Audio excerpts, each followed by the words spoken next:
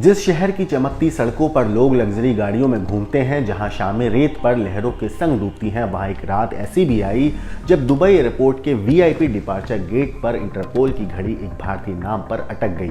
नाम था आदित्य जैन उर्फ टोनी। वो टोनी जिसके चेहरे पर तो मासूमियत थी, लेकिन दिमाग में मौत का नेटवर्क था। किराने की दुकान के पीछे बैठा वो लड़का जो नंबर उसे खेलता था।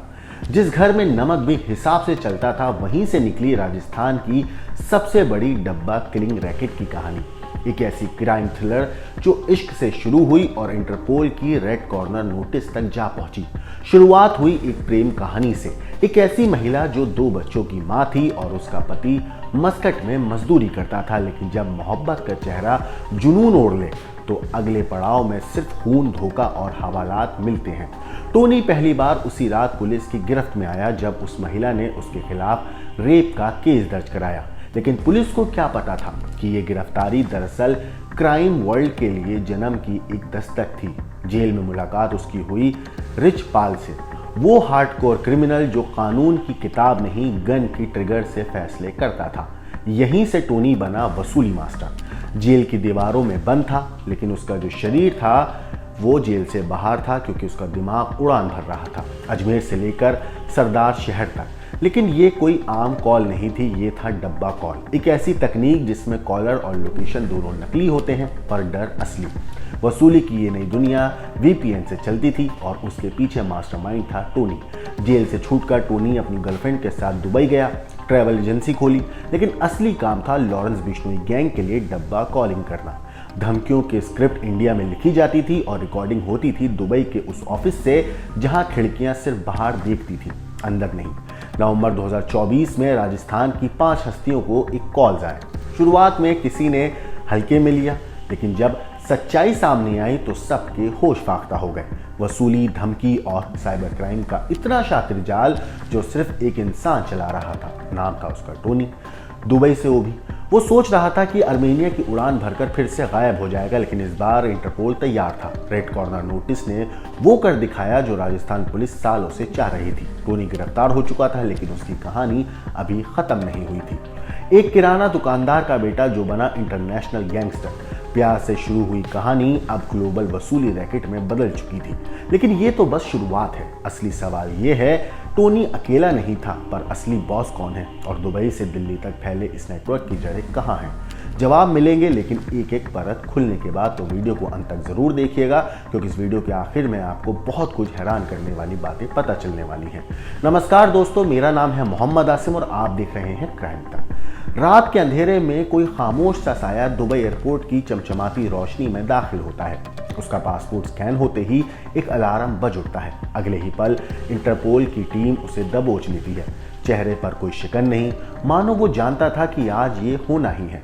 यही है आदित्य जैन उर्फ टोनी, राजस्थान के सबसे शातिर और चालाक गैंगस्टरों में से एक, जिसे अब राजस्थान पुलिस की एंटी गैंगस्टर टास्क फोर्स ने दुबई से धर दबोचा है। कहते हैं मोहब्बत इंसान को बदल देती है, but in this case it created a gangster. Kuchaman city का आदित्य जैन एक आम घर का लड़का। बाप जम्बू जैन किराने की दुकान चलाते थे, लेकिन आदित्य का दिल पड़ोस में रहने वाली एक शादीशुदा महिला पर आ गया।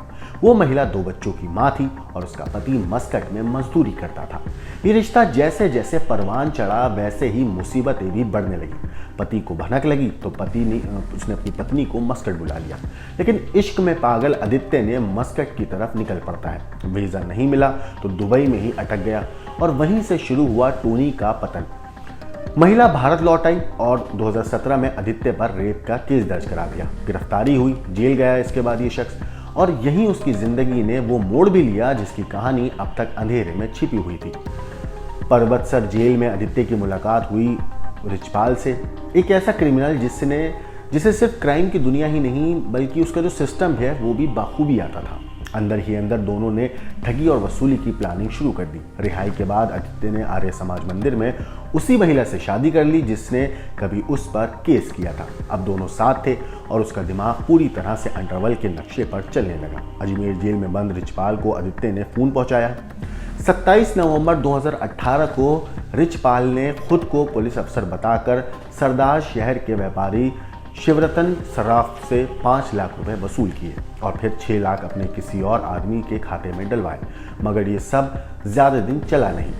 ट्रेसिंग हुई, नाम आया आदित्य और टोनी। चूरू जेल में 2018 में टोनी की मुलाकात हुई वीरेंद्र चारण से, जो लॉरेंस बिश्नोई गैंग का खास आदमी था। वहीं से टोनी की जिंदगी का अगला अध्याय शुरू हुआ। लॉरेंस गैंग को चाहिए था एक नया डब्बा calling operator. Amarjeet Bishnoi Italy में गिरफ्तार हो चुका था और टोनी जैसे शातिर दिमाग की तलाश थी। इसके बाद जनवरी 2024 में टोनी गर्लफ्रेंड के साथ दुबई जा पहुंचा। वहां पे ट्रेवल एजेंसी खोली, लेकिन असली जो उसका काम था वो था इंटरनेट कॉल्स के जरिए फिरौती और धमकी देना। टोनी का काम बेहद हाईटेक था। VPN, international number, virtual calling. Gang का गुर्गा पहले व्यापारी को फोन करता, फिर उसी वक्त टोनी को दूसरे फोन से जोड़ दिया जाता। दोनों फोन स्पीकर पर होते, आवाज आती, तू अगर चैन से रहना चाहता है तो 2 करोड़ तैयार रखना। टोनी ने राजस्थान के कुचामान के 5 व्यापारियों को इसी तरीके से धमकाया। नवंबर 2024 में 2 से 5 करोड़ की फिरौती मांगी गई। इन कॉल्स की तह में जाकर पुलिस को मिला शफीक खान का नाम, जो कुचामान का ही लोकल बदमाश था। शफीक ने व्यापारियों की सारी जानकारी रोहित गुदारा को दी थी। AGTF ने जब पासपोर्ट डिटेल्स खंगाली तो पता चला कि टोनी दुबई में है। रेड कॉर्नर नोटिस निकाला गया। 25 फरवरी 2025 को जब टोनी अर्मेनिया जाने के लिए दुबई एयरपोर्ट पर पहुंचा, तभी इंटरपोल और दुबई पुलिस ने उसे वहां पे पकड़ लिया। गुरुवार की रात टोनी को एस्कॉर्ट करके राजस्थान लाया गया। अब राजस्थान पुलिस के पास वो आदमी है जिसने मोहब्बत से शुरू की और अंत में बन गया एक ग्लोबल गैंगस्टर। अब जब टोनी पुलिस की गिरफ्त में है तो क्या वो लॉरेंस गैंग के उन राजों से पर्दा उठाएगा जिन्हें अब तक सिर्फ कुछ डब्बा कॉल्स जानते थे, या फिर ये सिर्फ एक मोहरा था, असली खिलाड़ी अब भी बाहर है? जवाब आना बाकी है, पर शुरुआत हो चुकी है AGTF की इस गिरफ्तारी के बाद, क्योंकि AGTF की गिरफ्तारी राजस्थान के गैंग वॉर के इतिहास में एक बड़ा मोड़ साबित हो सकती है। तो वीडियो पे आपकी जो कुछ राय है हमें कमेंट करके जरूर बताइएगा। बाकी देश और दुनिया की क्राइम की खबरों के लिए देखते रहिए क्राइम तक।